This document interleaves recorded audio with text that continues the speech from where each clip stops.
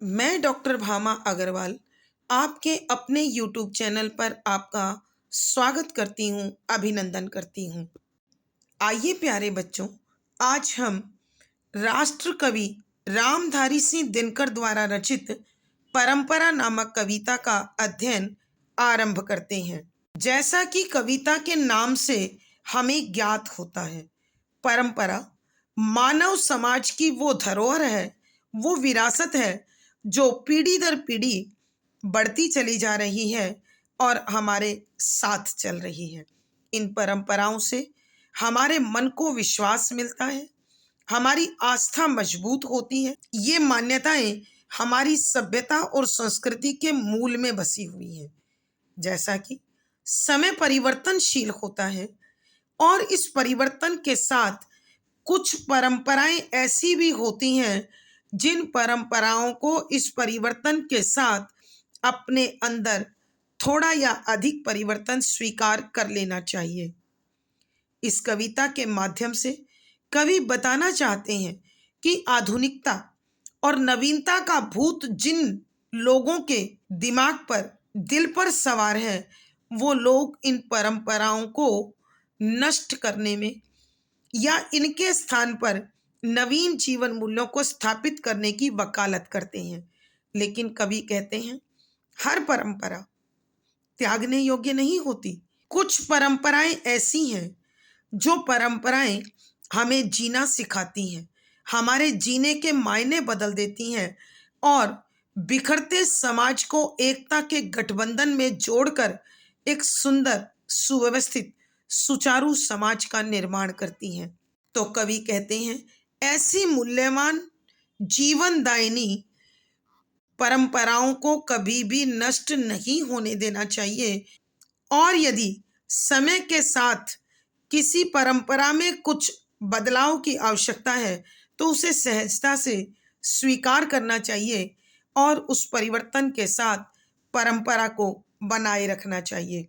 तो आइए हम प्रसंग और विशेष सहित परंपरा नामक इस कविता के पदों का अब अध्ययन आरंभ करते हैं।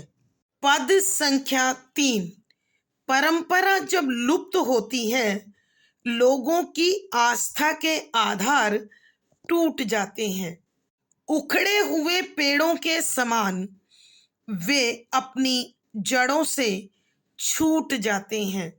परंपरा जब लुप्त होती है, लोगों को नींद नहीं आती, न नशा किए बिना चैन या कल पड़ती है। परंपरा जब लुप्त होती है, सभ्यता अकेलेपन के दर्द से मरती है।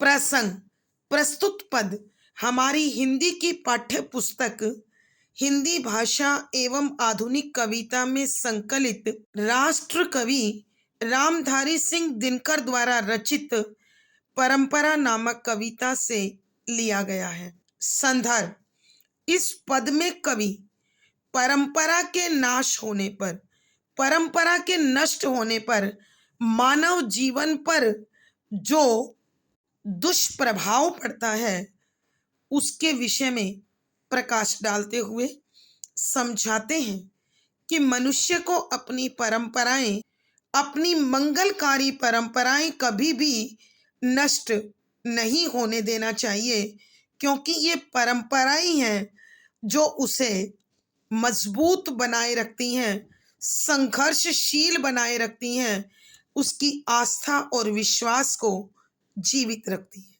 इसके विषय में समझाते हुए कवि लिखते हैं कि शब्दों के अर्थ। परंपरा लंबे समय से चले आ रहे नैतिक अथवा सामाजिक नियम। लुप्त होना, नष्ट होना, समाप्त हो जाना।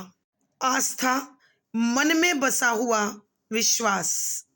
आधार, शक्ति। उखड़े हुए पेड़, गिरे हुए पेड़। कल पड़ना अर्थात आराम मिलना, चैन पड़ना, शांति का अनुभव होना। दर्द, कष्ट, पीड़ा, मानसिक पीड़ा। व्याख्या, कवि यहाँ समझा रहे हैं कि हे मानव, ये परंपराएं ही हैं जिन्होंने मानव समाज को एकता के सूत्र में बांध रखा है।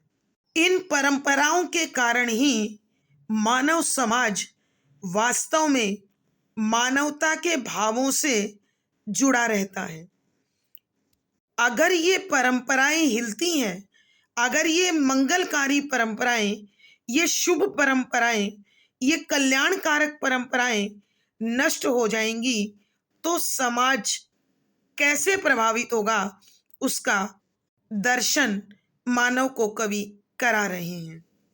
परंपरा जब लुप्त होती है, लोगों की आस्था के आधार टूट जाते हैं।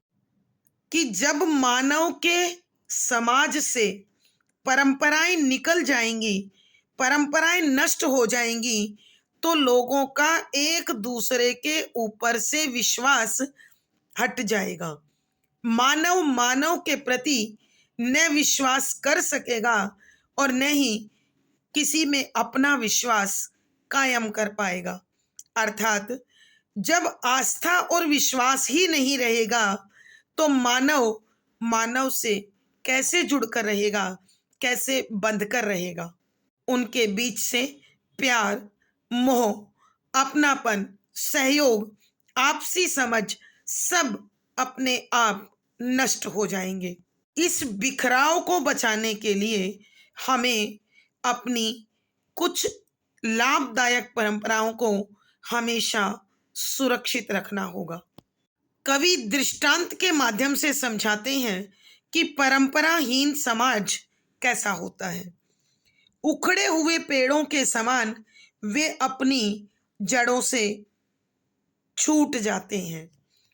कि जिस प्रकार जड़ से गिरा हुआ वृक्ष कभी पनप नहीं सकता, कभी पुनर्जीवित नहीं हो सकता, उसी प्रकार जो समाज परंपराहीन हो जाता है, जो मानव परंपराओं को त्याग देता है, वह उखड़े हुए पेड़ की भांति निर्जीव हो जाता है, शक्तिहीन हो जाता है। जिस प्रकार पेड़ फिर नष्ट होने के सिवा कुछ उसमें शेष नहीं बचता। परंपरा जब लुप्त होती है, लोगों को नींद नहीं आती, न नशा किए बिना चैनियां कल पड़ती हैं।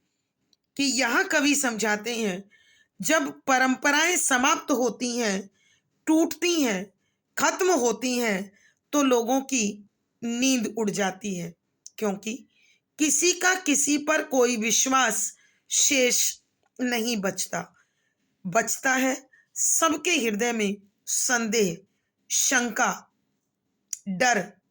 इस प्रकार सशंकित हृदय, डरा हुआ मन भला कैसे चैन की नींद सो सकता है। इस प्रकार बेचैन मन, घबराया हुआ मन नशे की शरण में जाकर ही अपने लिए चैन और आराम ढूंढता है, जो अस्थायी होता है। नशा उतरते ही चैन भी समाप्त हो जाता है और फिर उसे दोबारा नशे की शरण में जाना पड़ता है। परंपरा जब लुप्त होती है, सभ्यता अकेलेपन के दर्द से मरती है। आगे कवि समझाते हैं, जब जब समाज से परंपराएं समाप्त होंगी, तब तब सभ्यता और संस्कृति अकेलेपन के दर्द में डूब जाएगी। अर्थात कहने का भाव यह है, ये सभ्यता और संस्कृतियां नैतिक मूल्यों, पुरातन मूल्यों के आधार पर ही सुरक्षित है। जब नैतिक मूल्य नहीं होंगे, जब सामाजिक नियम नहीं होंगे, जब परंपराएं नहीं होंगी, तो फिर ये संस्कृति किसके बल पर सुरक्षित रहेगी। सब अकेले पड़ जाएंगे और इस प्रकार अकेले पड़ने पर कमजोर होते होते पूर्ण रूप से नष्ट हो जाएंगे। अर्थात कवि के कहने का भाव यह है कि परंपराहीन समाज और मनुष्य उखड़े हुए पेड़ के समान कमजोर होता है। परंपरा विहीन मन घबराया हुआ, डरा हुआ, बेचैन होता है और नशे की शरण में जाकर चैन ढूंढता है, आराम ढूंढता है। उसकी रातों की नींद और दिन का चैन समाप्त हो जाता है और परंपरा विहीन समाज सभ्यता और संस्कृति को भी स्वयं ही अकेले रहने के कारण नष्ट कर देता है। भावार्थ: कवि के कहने का भाव यह है कि जब जब हमारी मान्यताएं, हमारी परंपराएं टूटती हैं तो हमें अनेक प्रकार के कष्ट झेलने पड़ते हैं।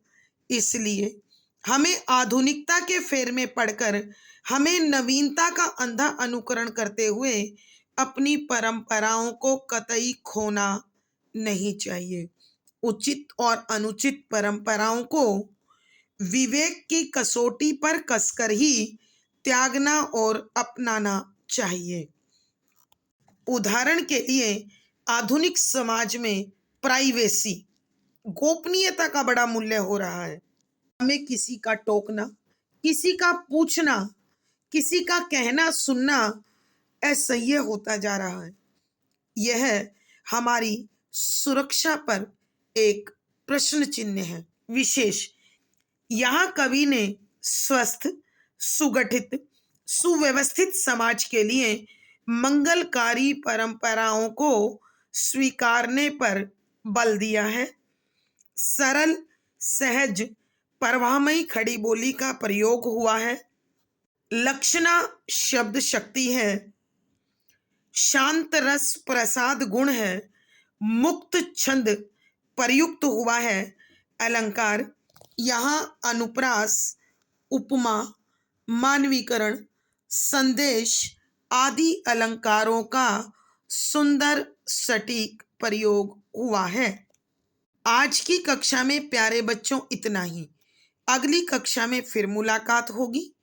आशा है पढ़ा गया विषय आपको अच्छी प्रकार से समझ में आया होगा। अपने भाव व विचार कमेंट बॉक्स में अवश्य लिखें।